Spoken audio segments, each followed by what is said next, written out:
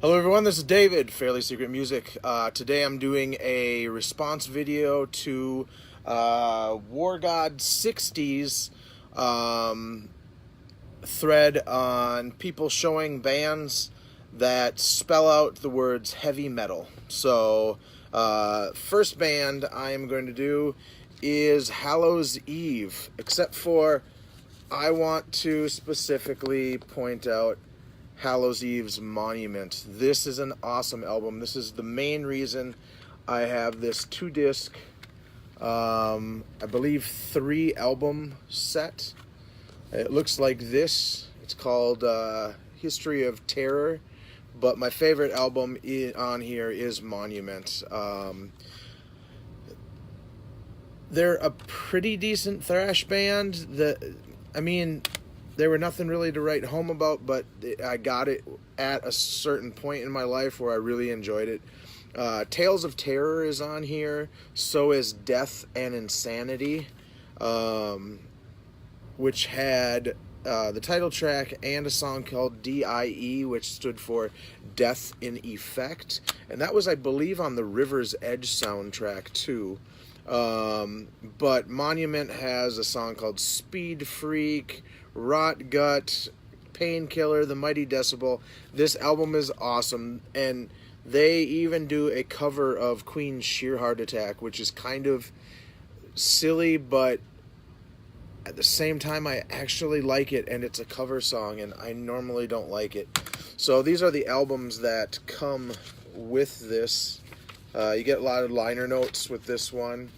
So that was their Tales of Terror album cover. That is just atrocious. And then you get Death and Insanity. I actually liked that cover quite a bit. I don't know why, but... And when they sang DIE, they'd be all like, DIE, Death in Effect! And so awesome. But the key is Monument in this.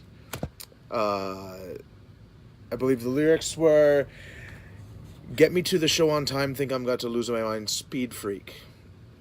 Yeah, those are the worst, but awesome when you're a young kid. This came out, oh god, when did Monument come out? 1986, but I really liked this cover, and I believe that cover is done by the guy who did the first, or the second and the third Fate's Warning covers. Oh no, it was a guy named Mick Rock, so it wasn't the Fate's Warning cover at all. They do have other albums, but they're not good. So H, you get Hallows Eve. This band had a couple albums and I believe a couple EPs. Excuse me. They're called Eyes of Fire, and the drummer, or not the drummer, the bass player and the guitarist used to be in a band called Mindrot, and Mindrot had a singer named Adrian something, and he actually did vocals for Morgion for a tour, I think. But this is kind of hard to describe because they have a lot of clean vocals, but a lot of kind of like the very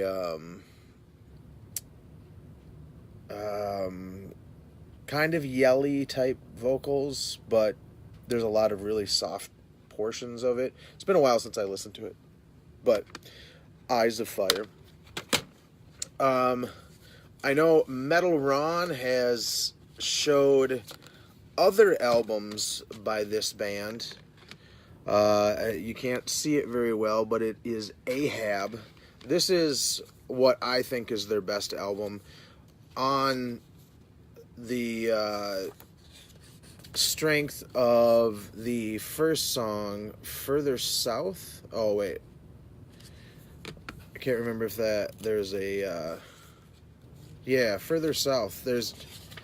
This album just starts out really mellow, and his vocals kind of sound like a mellow version of Michael Akerfelt a little bit with the clean vocals, and then they go into super heavy, like doomy, guttural, death kind of vocals. But those quiet parts are interspersed with throughout, and it's a really great album. Their follow-up is called The Boats of Glencarrig, which really intrigued me because I have read that book. It's based on a William Hope Hodgson novel. Viking, Man of Straw. My favorite song on this is Case of Stubborns. Let me make sure Case of Stubborns. It starts out with this riff that's like, you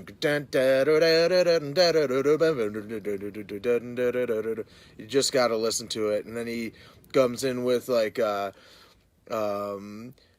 human life expectancy no longer than a century, and it's so awesome. The guitarist for this band, one of the two guitarists for this band, was in Dark Angel. He toured with them for the Leave Scars tour, and he played on the Time Does Not Heal album. I think it was Eric Larson. Let me see. Erickson. Brett Erickson, sorry. Brett, I had part of the name right. Yeah, Brett Erickson. The funny thing about this album is their lead singer, second guitar player, found God when they were getting ready to finish this album. They had all the demos, I believe, done, and he decided to go back and change lyrics so they were more in the scope of like his new Christian beliefs and stuff like that. I thought they were getting back together to do a new album, but I haven't heard anything. They have another album before this called, I think, Do or Die or something like this, but Man of Straw is fantastic, and this version has bonus tracks. And this was licensed from Metal Blade, who they were originally on. Yeah, I really like this album, and I think I might listen to all these albums. So that was V, and then I couldn't find my Y and T, and I was sick of people showing Y and T, so I decided Discogs alphabetizes things by the artist's first name, so I'm kind of cheating a little bit. Yngwie Malmsteen's Rising Force. If you don't own this album, you are missing out, because this is one of the greatest instrumental albums ever. So, that's heavy. And then metal starts with Memento Mori. This has Snowy Shaw on drums. Messiah from... Well, Snowy has been in Merciful Fate, King Diamond, Memento Mori, a bunch of other bands. Messiah is the singer for Candlemass, or the previous singer for Candlemass. He's on all of their really big albums except for their first one. Memento Mori actually had maybe 2 other albums with him on vocals.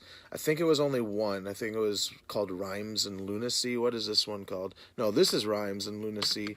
The other one, which I have over here, which I only have a burn copy, is called Life, Death, and Other Morbid Tales. One thing I don't like about this album is that I think that they mixed his vocals too low in the mix. But what I do love about this album is Snowy Shaw finally got to play drums on something I heard, because I believe King Diamond the Eye was supposed to be him, but it was actually Drum Machine. And he is amazing. He is way better than I thought he ever was, because I always thought him playing on King Diamond the Eye was him, and I thought, wow, he's just not that great. Turns out he is not a drum machine. He is awesome. ME. So this is Engine. This has a few people. Pete Parada, which I think is his name. Let me see. Joey Vera, yeah. Pete Parada from Face to Face, of all things. So you got him on drums, Joey Vera on bass, who is it from Armored Saint and Fate's Warning, Bernie Versales, sorry, who was in, I believe, Agent Steel, and he toured with Fate's Warning for a while.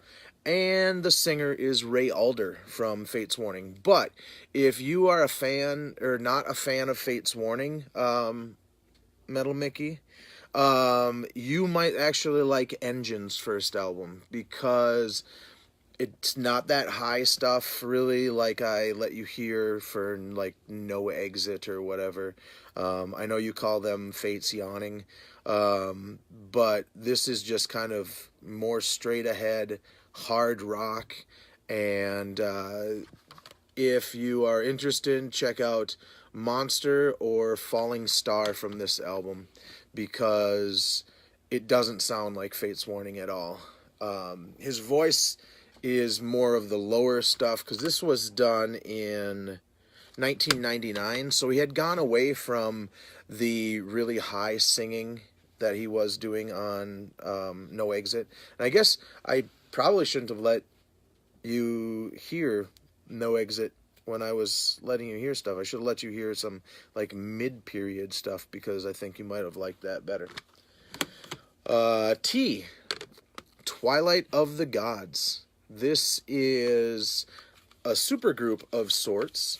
Here, I'll take that out so I can read who's in this band. It has Alan Averill, from the singer from Primordial, Rune Eriksson from Aurora Noir. He used to be in Mayhem. Patrick Lindgren from Thyrfing or something. Thyrfing. And Frode Glenzes from Einheiser. They're all Viking metal bands, basically, except for Nick Barker, who played with Cradle of Filth, Dimmu Borgir, Exodus, and Testament. So, great drummer, great singer. I wanted to just show a bunch of stuff that I haven't seen on people's videos. This isn't one of my favorite albums. I was expecting way better from these guys, considering where they've all come from. I've only listened to it like a handful of times, and hopefully it'll be